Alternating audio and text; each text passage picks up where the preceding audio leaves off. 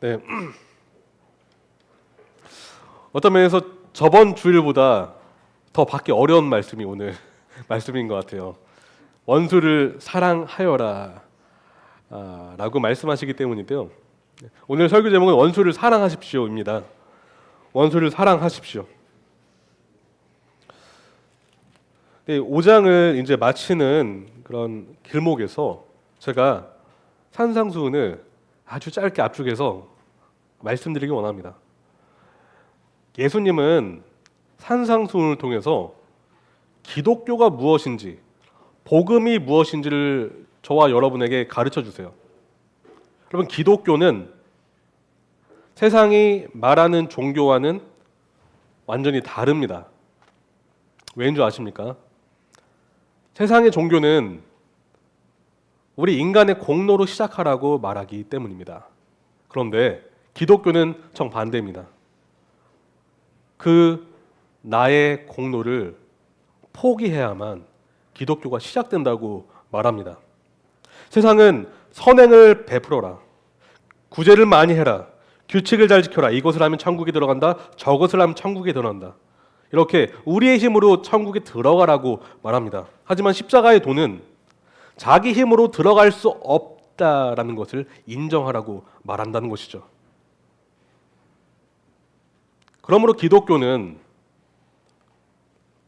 우리 스스로가 누구인지를 그리스도 십자가 복음의 능력의 빛으로 깨달아야만 우리가 그 천국의 문턱에 들어갈 수가 있어요. 무엇입니까?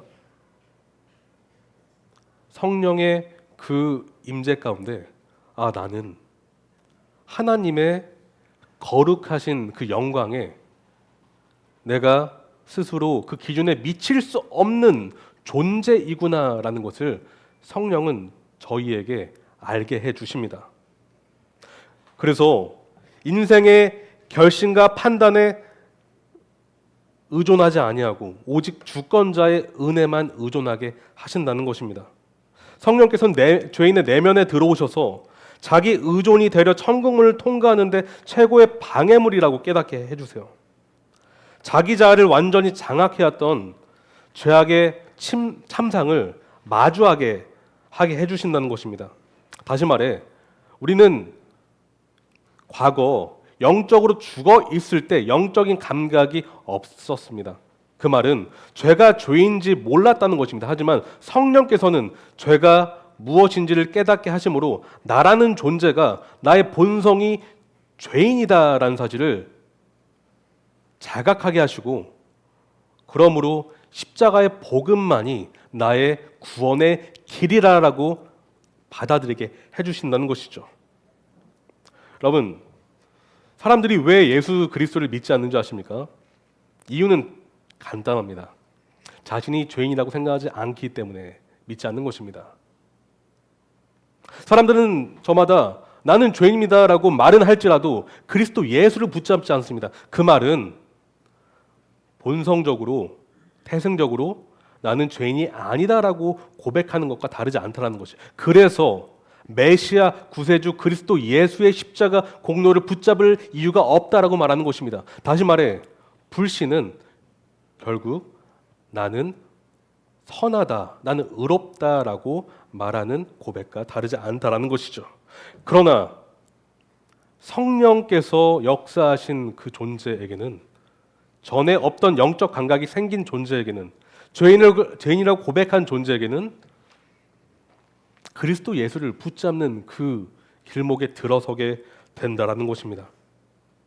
성령의 마음이 낮아진 그는 고백을 해요. 주여, 저는 감히 주님을 바라볼 수 없는 죄인입니다. 주님, 저는 제 스스로 이 죄의 문제를 해결할 수 없는 무능력자입니다. 그러므로 오직 주님의 자비만을 의존합니다. 그리스도 예수의 십자가 은혜만을 의존하오니 주여 저를 용서하여 주시옵소서. 이것이 기독교의 본질 핵심 메시지라는 것이죠. 그런데 하늘의 은총을 받은 자는 전에 없던 감각이 생겨나요. 그것은 거룩을 향한 열정입니다. 거룩을 향한 소망이고요.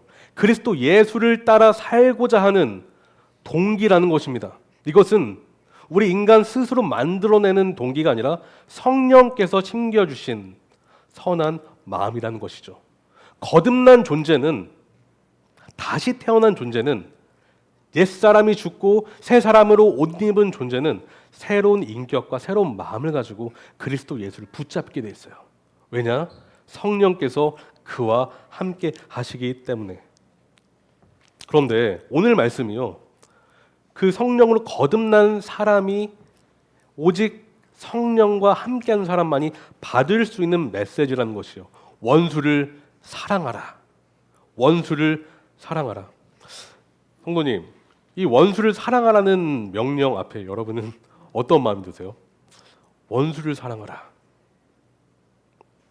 곧바로 주님, 제가 이 말씀 받겠습니다 라고 자신 있게 그렇게 답하실 수 있겠습니까?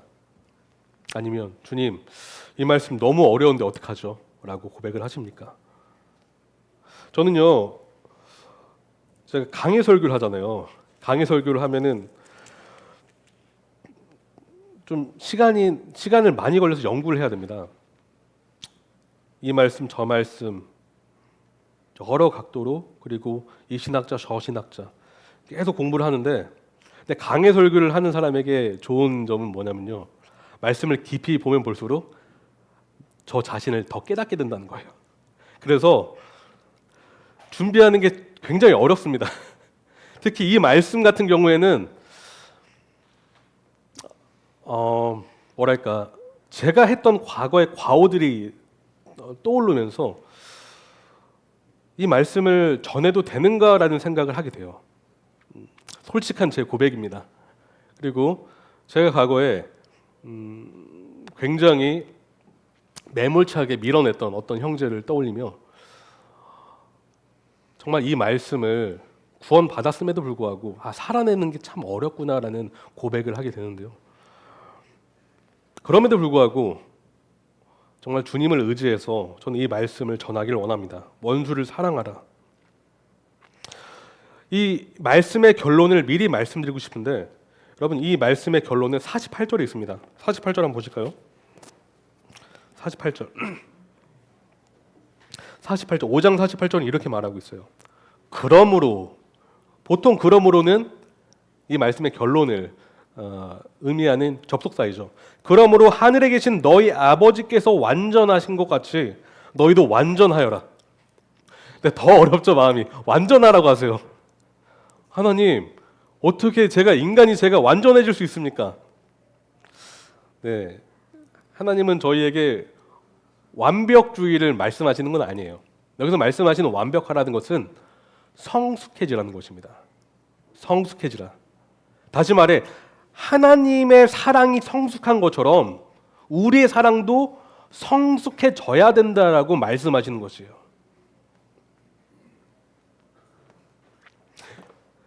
그 43절을 한번 보실까요? 43절.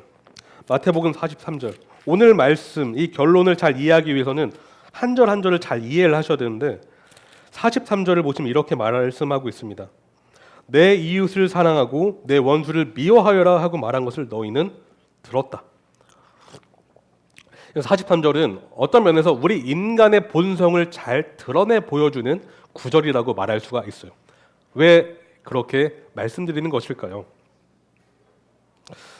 사람은 본능적으로 우리가 사랑해야 될 대상을 한정해 놓습니다. 본능적으로 말이에요. 다시 말해, 사랑해야 될 대상과 사랑하지 말아야 될 대상을 정해 놓는다는 것이에요. 본능적으로. 그 기준은 바로 나 자신이고 나 자신의 유익입니다. 그 기준에 의해서 사랑해야 될 대상, 사랑하지 말아야 될 대상을 정해놔요.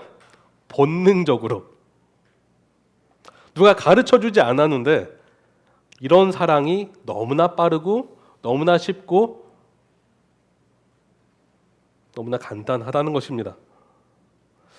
보통 사람이 생각하는 그래서 이웃은요, 나 자신에게 사랑을 베푸는 자, 나에게 선의를 베푸는 자, 나 자신에게 호의를 베푸는 자가 이웃이에요.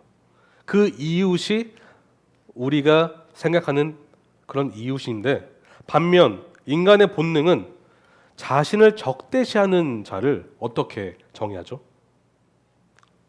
원수로 규정합니다. 원수로 규정합니다. 그들에게 사랑을 준다는 것은 본능적으로 불가능해요. 그들에게 사랑을 줄 마음도 생겨나지가 않습니다.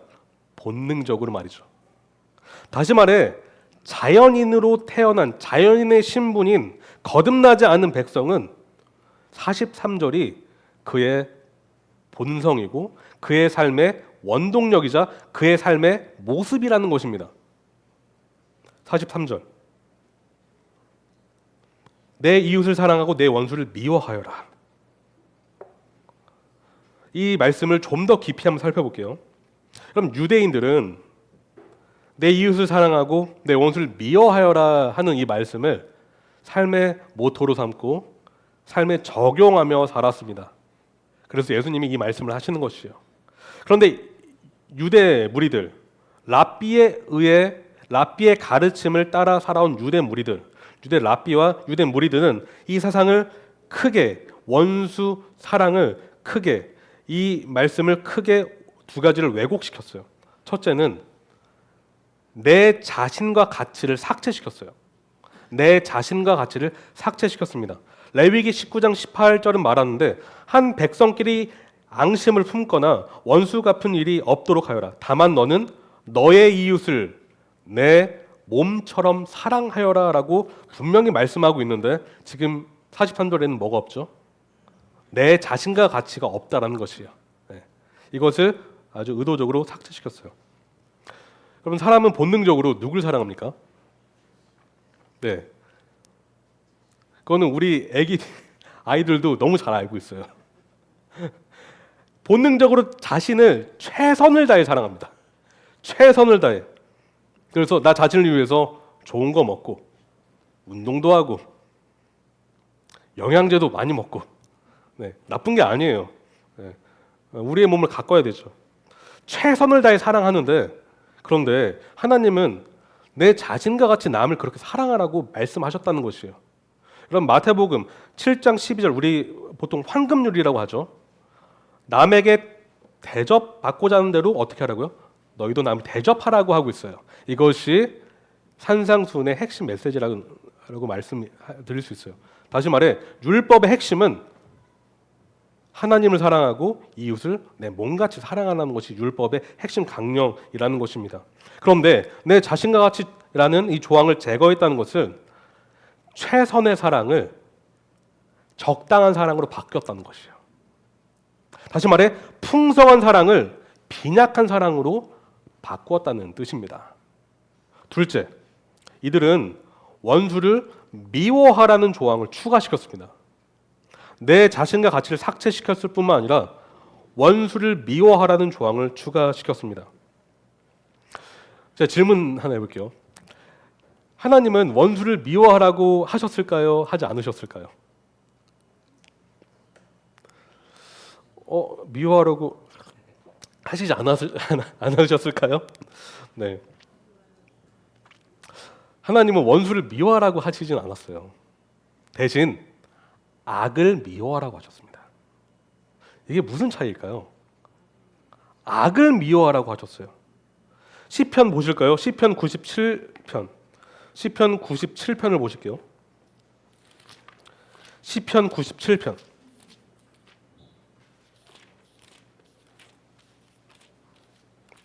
시편 97편 10절입니다.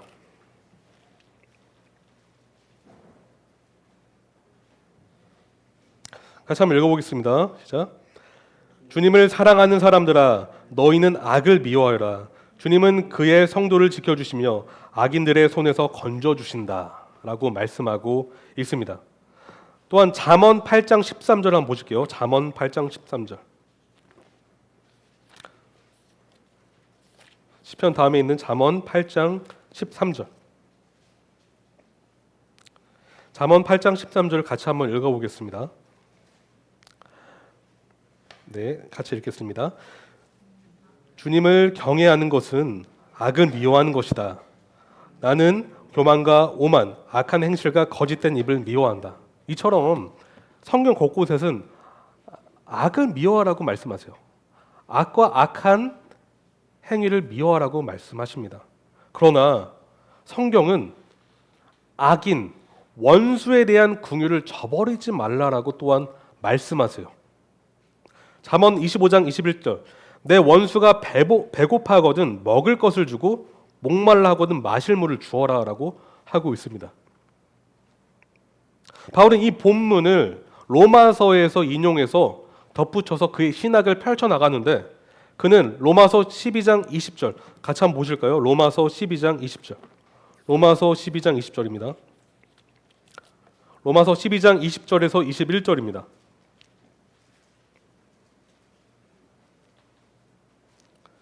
로마서 12장 20절에서 21절을 같이 읽어보도록 하겠습니다. 로마서 12장 20절에서 21절. 내 원수가 줄이거든 먹을 것을 주고 그가 목말라 하거든 마실 것을 주어라. 그렇게 하는 것은 내가 그의 머리 위에다가 숯불을 쌓는 셈이 될 것이다 하였습니다. 악에게 치지 말고 선으로 악을 이기십시오. 그러니까 요점은요 이것입니다. 자, 정리해드리면 하나님은 악을 미워하십니다. 악한 행위를 미워하십니다.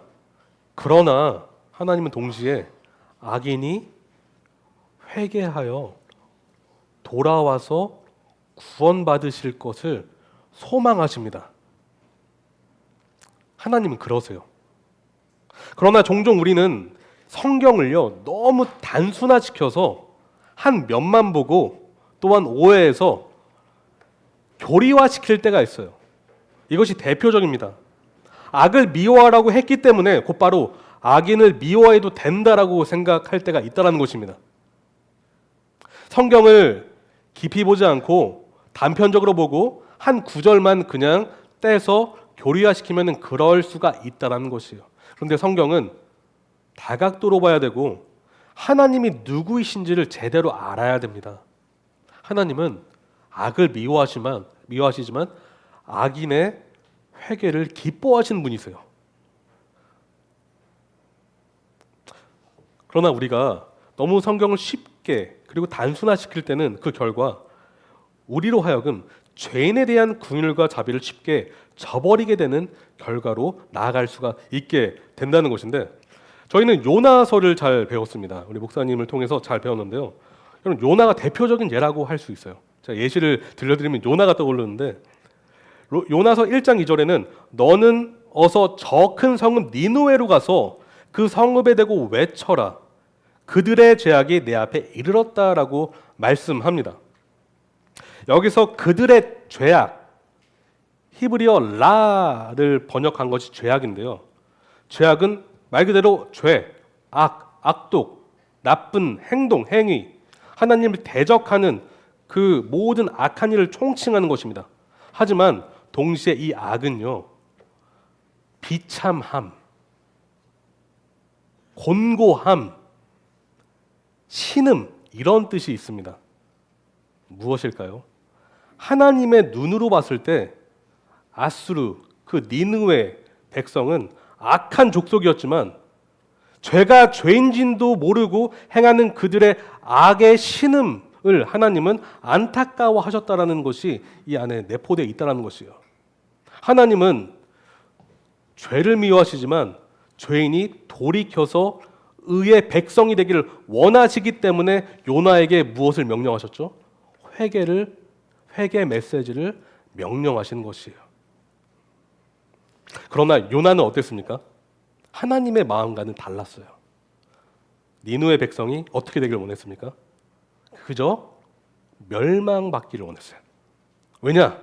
그의 기준에는 너무 악했기 때문에 하나님은 그 악인이 돌아오기를 원했지만 요나는 악인이 그저 심판받아 멸망하기를 원했다라는 것이요. 이것이 하나님과 인간의 차이점이라는 것입니다.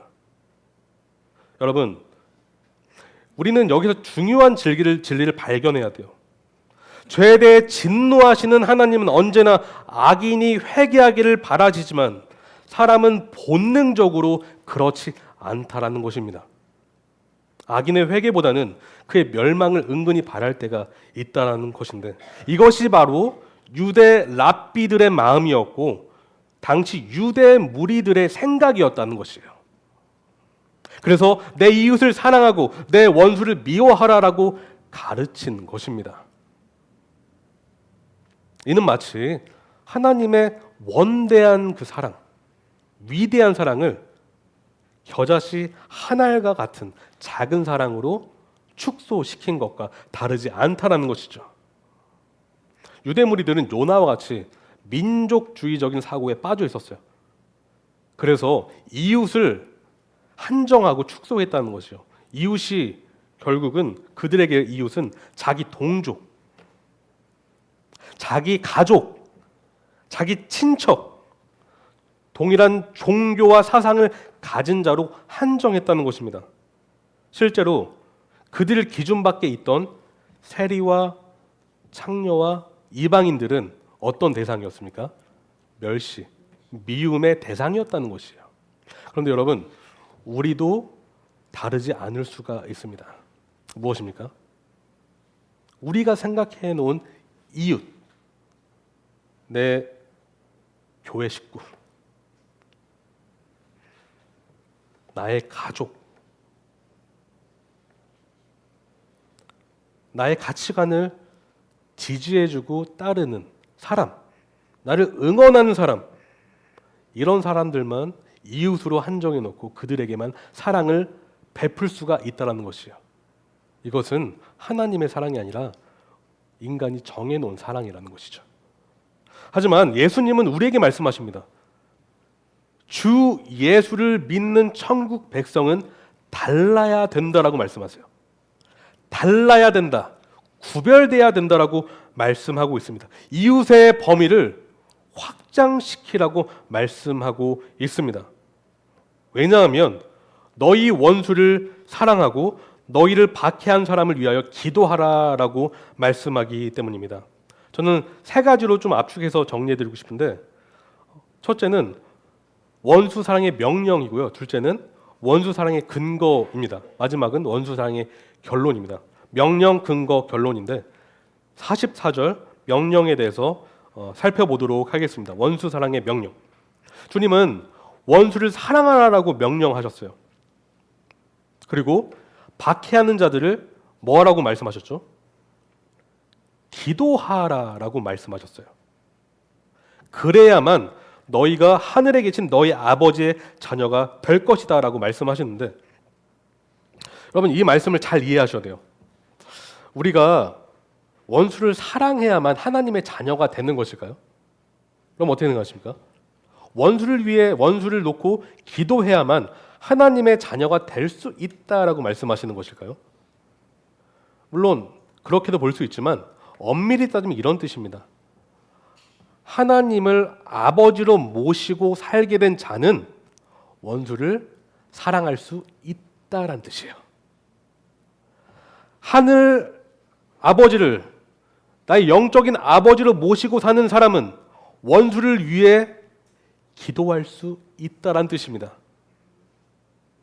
그러니까 우리가 사랑하기 때문에 자녀가 되는 것이 아니라 우리가 자녀가 됐기 때문에 사랑할 수 있는 것입니다. 여러분, 산상순이 말하는 기독교는 항상 일관돼요. 지금 5장을 쭉 봤을 때요, 예수님의 논지는 굉장히 일관됩니다. 왜냐? 기독교는 아까도 말씀드렸지만 절대 스스로의 능력으로 시작되는 것이 아니기 때문에 스스로의 능력으로 원수를 사랑할 수 없다라는 것을 전제하기 때문입니다. 여러분 스스로 원수를 사랑하실 수 있습니까?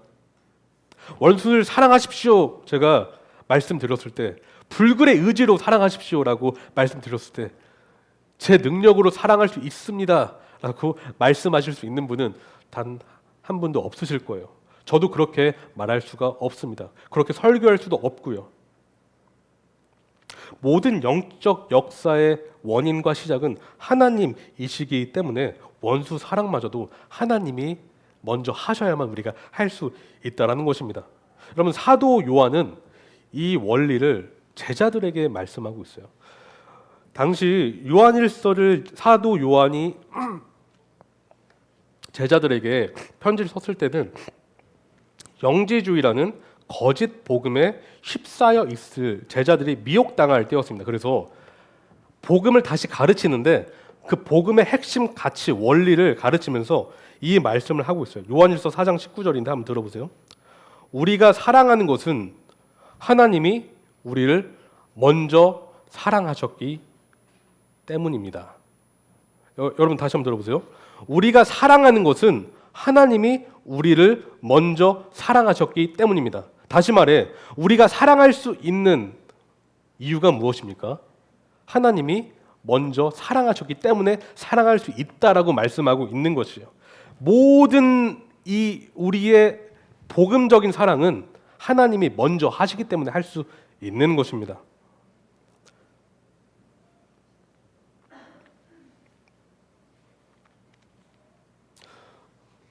우리 과거를 한번 돌아봤으면 좋겠어요. 에베소서 2장 1절에서 3절이 증언하는 것처럼 여러분, 우리가 믿기 전에는 우리는 어떠한 사람이었죠? 기억나십니까? 하도 오래전이라서 기억이 안 나실지 모르겠지만 여러분이 구원받기 전에는 어떤 사람이었습니까? 에베소서 2장 1절에서 3절은 이렇게 증언하고 있어요. 우리는 과거 허물과 죄로 죽어 있었다라고 말하고 있어요. 그리고 세상 풍조를 따라 살았다라고 말하고 있습니다.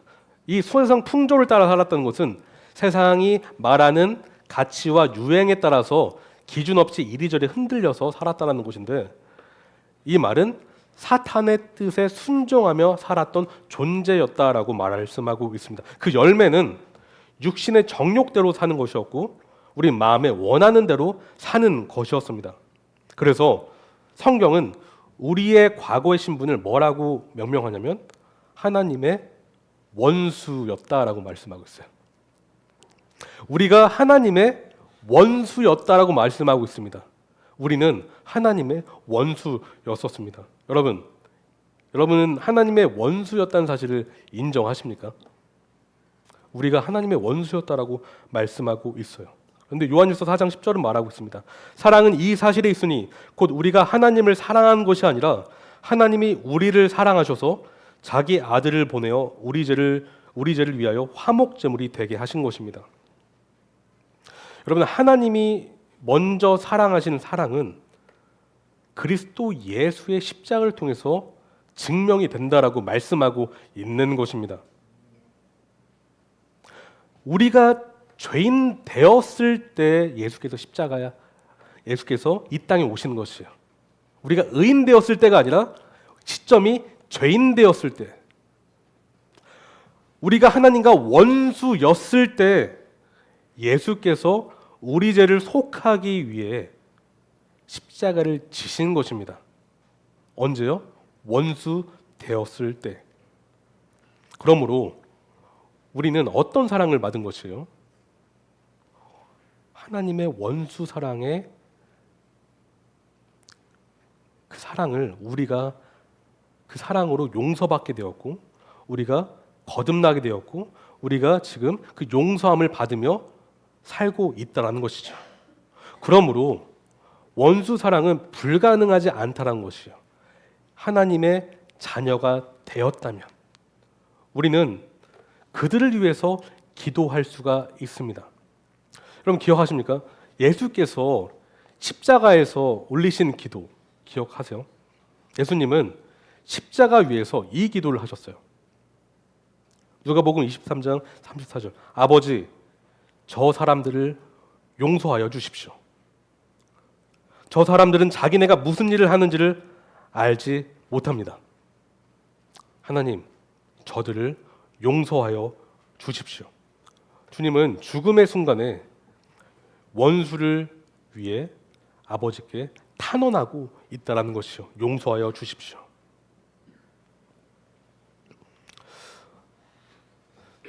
성도님, 갑자기 제가 질문 드리는 거지만 여러분을 힘들게 하는 어떤 사람이 있습니까? 갑자기 머릿속에 불현듯 그 얼굴이 떠오르신다면 오늘 이 말씀을 그분께 적용하셨으면 좋겠어요. 하루에 30초만이라도 한번 이분을 놓고 기도해 보십시오. 예수님을 따라서 아버지, 이 사람을 용서해 주십시오. 아버지, 더 나아가서 저 사람을 용서할 수 있는 마음을 주십시오. 여러분이 만약에 이 기도를 하신다면 하나님께서 놀랍게 응답해 주실 것입니다. 둘째는요, 원수 사랑의 근거인데요. 마태복음 5장 45절을 같이 보실까요? 마태복음 5장 45절. 마태복음 4장 45절을 보시겠습니다. 5장 45절. 같이 한번 읽어보겠습니다. 자, 그래야만 너희가 하늘에 계신 너희 아버지의 자녀가 될 것이다. 아버지께서는 악한 사람에게나 선한 사람에게나 똑같이 해를 떠오르게 하시고 의로운 사람에게나 불의한 사람에게나 똑같이 비를 내려 주신다. 예수님은 원수 사랑의 근거를 아버지의 성품에서 찾으십니다. 아버지의 성품에서 찾으시는데 사람은 모두 존귀합니다. 모두 고귀해요. 존귀하고 고귀하지 않은 존재가 단 한 명도 없습니다.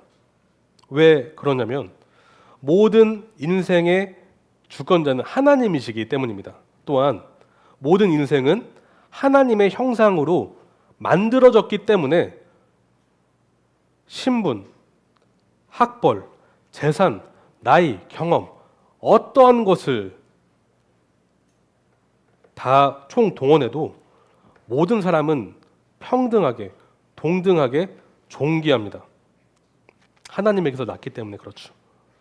하나님은 그래서 악인, 성인, 선인 차별하지 아니하시고 하나님은 은혜를 베풀어 주세요. 그래서 하나님께서 이렇게 베풀어 주신다고 말씀하고 있습니다. 악한 사람에게나 선한 사람에게나 똑같이 해를 떠오르게 하시고 의로운 사람에게나 불의한 사람에게나 똑같이 비를 내려 주신다. 여러분, 근데 한번 생각해 보셨으면 좋겠어요. 만약 하나님께서 오직 믿는 여러분에게만 태양빛을 비추신다라고 한번 생각해 보세요. 여러분에게만 태양빛이 있습니다. 그리고 믿는 사람에게만 시원한 바람이 살랑살랑 불어온다고 생각해 보세요. 하나님께서 믿는 사람의 그 밭에만 비를 내리시고 믿는 사람에게만 숨 쉴 수 있는 산소를 공급하신다라고 생각해 보세요. 어떤 생각이 드십니까? 그 하나님. 하나님 멋지십니다. 저만 사랑해 주셔서 감사합니다. 그러시겠습니까? 그러면 하나님은 그러지 않으세요. 그러지 않으십니다. 하나님은 차별하지 아니하십니다. 여러분, 만약에 그런 하나님이시라면 하나님은 불완전한 성품을 가지고 계신 분이다라고 생각할 수가 있어요. 그렇게 된다면 아버지가 불완전하면 그 자녀는 어떻게 될까요? 자녀는 성숙해질 수가 없습니다. 그럼 그거 아십니까? 어쩔 수 없이 자녀는 부모를 따라가게 돼 있어요. 자녀는 부모의 성품을 닮을 수밖에 없습니다. 닮을 수밖에 없습니다. 만약 하나님이 차별하는 분이시라면 그러므로 48절의 결론은 성립될 수가 없다라는 뜻입니다. 그러므로 저와 여러분의 사랑이 성숙해지는 비결은 이것이요. 우리는 하나님이 누구이신지를 제대로 알아야 된다라는 것입니다. 여러분, 한번 저 한번 따라해 보실래요? 우리가 성숙해지려면 하나님을 제대로 알아야 된다. 우리가 성숙해지려면 그분의 사랑이 어떠한지를 제대로 알아야 합니다. 그래야 우리가 성숙해질 수가 있어요. 말씀을 통해서, 기도를 통해서, 성도와의 교제를 통해서. 전 여러분에게 오늘 가장 중요한 단어라고 할 수 있는데 이 한 단어를 소개해드리고 싶어요. 47절 한번 보실까요? 마태복음 5장 47절. 47절에 또 너희가 너희 형제들에게만 인사를 하면서 지내면 남보다 나을 것이 무엇이냐라고 했는데 여기서 나을 것, 더 낫다란 단어, 이 단어가 매우 중요한 단어입니다. 5장 20절을 볼까요? 5장 20절 같이 한번 읽어보겠습니다. 마태복음 5장 20절 시작. 내가 너희에게 말한다. 너희의 의가 율법 학자들과 바리새파 사람들의 의보다 낫지 않으면 너희는 하늘나라에 들어가지 못할 것이다. 바리새파 사람들의 의보다 낫지 않으면, 더 낫다. 이것은 헬라어 페리소스라는 단어인데 질적으로 다른이란 뜻이에요. 양적으로가 아니라 질적으로 전혀 다른이란 뜻입니다. 페리소스. 예수님은 지금 제자들과 유대 무리들에게 이방인과 세리를 비유를 하면서 세리와 이방인보다 더 낫지 않으면 안 된다라고 말씀하고 있어요. 왜냐? 사회적으로 이방인과 세리는 당시에 악하고 부정한 존재로 여겨졌는데 그러한 존재들을 예시로 들면서 이들보다 더 나은, 질적으로 더 나은 사랑을 해야 된다라고 말씀하고 있습니다. 그럼 혹시 짐 엘리엇이라는 사람 알고 계십니까? 선교사신데요. 그분은 28살의 청년의 나이에 휘튼 대학을 졸업하고 미국의 휘튼 대학을 졸업하고 4명의 동료 선교사들과 함께 경비행기를 타고 에콰도르로 향합니다. 에콰도르 정글로 향하는데 그 정글로 간 이유는 복음을 전하고 그들을 회심으로 인도하기 위해서 정글로 향합니다. 그런데 그곳에는 외부 세계와 단절된 후아오라니 부족이라는 부족이 있었는데 이 부족은 굉장히 거칠고 적대적이었다고 하고 있어요. 외부 사람에게는 적대적이고 심지어는 폭력적이고 살인까지도 할 수 있는 부족이었습니다. 다시 말해 짐 엘리엇과 4명의 그 친구들이 그 후아오라니 부족에 가는 것은요 목숨을 내걸고 가는 것이었어요. 목숨을 내걸고 가는 것이었습니다. 순교를 각오하고 간 선교 여행이었던 것이죠. 이들은 이 부족에게 접근하고 친밀해지기 위해서 선물도 줍니다. 그런데 그렇게 접촉을 하다가 그만 깊은 불신과 적대감을 가지고 있었던 이 부족의 남자들이 창으로 찔러서 그들을 죽입니다. 짐 엘리엇과 4명의 이 선교사들이 다 죽임을 당해요. 그런데 우리가 여기까지 끝나면은 그냥 그럴 수 있겠구나, 안타까운 비극의 사건이구나라고 할 수 있는데 놀라운 일은 그 후에 일어납니다. 짐 엘리엇의 아내 엘리자베스라는 사람이 있었는데 그 여인이 원수 사랑을 실천하기 위해서 그 부족에게 다시 다가가요. 그리고 그들에게 복음을 전하고 그들과 함께 살게 되었다고 합니다. 무엇입니까? 아까 말씀드린 페리소스, 더 나은, 질적으로 다른 그 사랑을 베푼 것이죠. 위험에도 불구하고 후아오라니 부족에게 가서 복음을 전했는데 놀라운 사실은 남편을 죽인 사람들 중 한 명이 회심하게 되었다는 것입니다.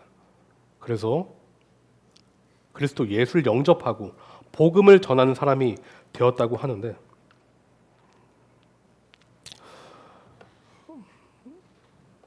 여러분 원수 사랑은 어떤 면에서 참 받기 어려운 말씀인 것 같아요.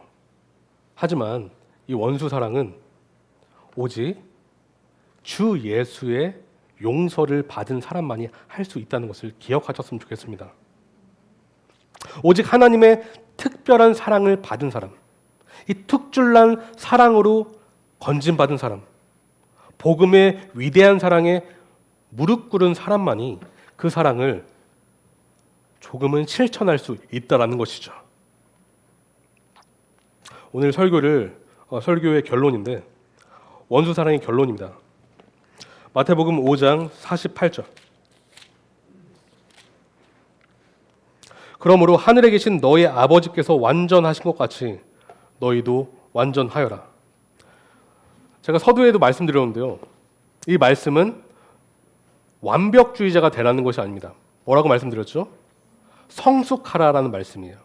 우리 사랑이 성숙해져야 된다라고 말씀하고 있는 것입니다. 하지만 여러분 기억하십시오. 항상 사랑은 하나님이 먼저 시작하십니다. 하나님이 항상 먼저 시작하십니다. 그러므로 우리가 사랑하기로 결단했을 때 이미 하나님은 사랑을 시작하셨다는 것을 기억하십시오. 그러므로 여러분 하나님을 먼저 의지하는 자리로 나아가십시오. 하나님을 의뢰하는 자리로 나아가십시오. 하나님께 간구하는 자리로 나아가십시오. 그리고 여러분 마음을 힘들게 하는 어떤 사람이 계십니까? 그들을 위해 하루 30초, 1분 짧게라도 기도해 보셨으면 좋겠어요. 기도하시는 그 결단의 그 순종의 결단으로 말미암아 하나님은요 역사하실 것이고 여러분 놀라운 기적을 경험하게 되실 것입니다. 다 같이 기도하시겠습니다. 하나님, 오늘 원수를 사랑하십시오라는 말씀을 가지고 본문을 살펴보고 또 배우고 어떻게 적용해야 될지도 같이 살펴봤습니다. 하나님, 이 말씀을 참 받기란 참 어렵다는 것을 참 압니다. 하나님, 이 말씀을 삶으로 살아낸다는 것이 결코 쉽지 않다는 것을 압니다. 그러나 하나님께서 사랑하신 그 사랑으로 말미암아 우리가 구원받았기 때문에 그 사랑을 실천할 수 있게 되었다는 것을 또한 압니다. 하나님, 우리 주님의 교회 각 지체 한 분 한 분을 인도하여 주셔서 이 말씀을 살아낼 수 있도록 인도하여 주시옵소서. 한 주간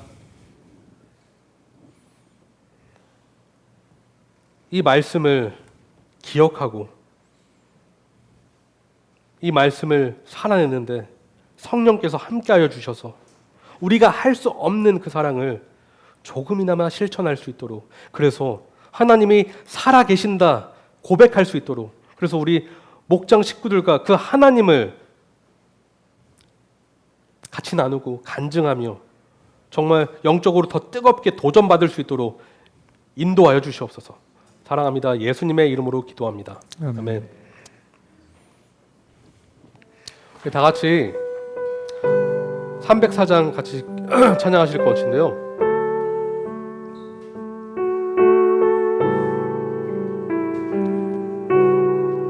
그 크신 하나님의 사랑, 그 크신 하나님의 사랑 말로 다 형용 못하네.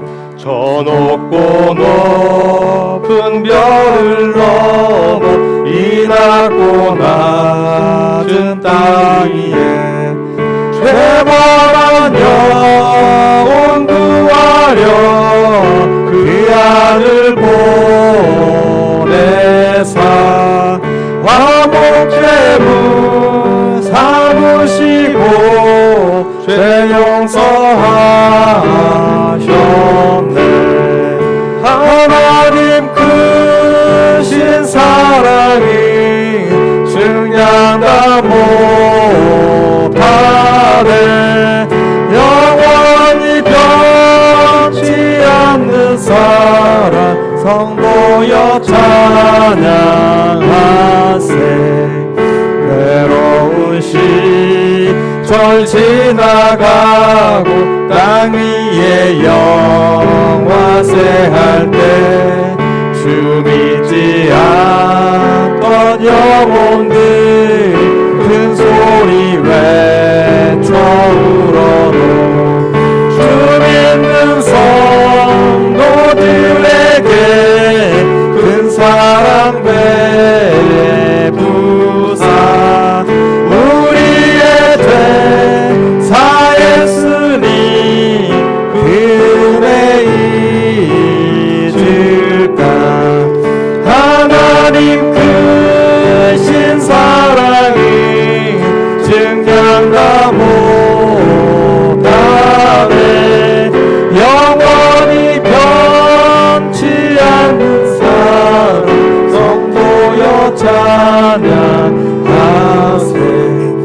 하늘을 두루마리 삼고 바다를 먼물 삼아도 한없는 하나님의 사랑 다 기록할 수 없겠네 하나님의 크신 사랑 그 어찌 다실까 저 하늘 높이 쌓고 채우지 못하리 하나님 크신 사랑은 증량과 못하네 영원히 변치 않는 사랑 성도여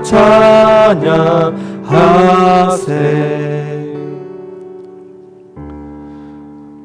하나님 감사합니다. 오늘 예배를 받아주신 주님 감사합니다. 주님 오늘뿐만 아니라 우리 주님의 교회 성도 한 분 한 분 매일매일 예배의 삶을 살아갈 수 있도록 인도해 주시옵소서. 주님 주님이 주시는 기쁨과 평안 가운데 삶의 현장 속에서 지쳐 낭망하지 않고 승리할 수 있도록 인도하여 주시옵소서. 사랑합니다. 예수님의 이름으로 기도합니다. 아멘.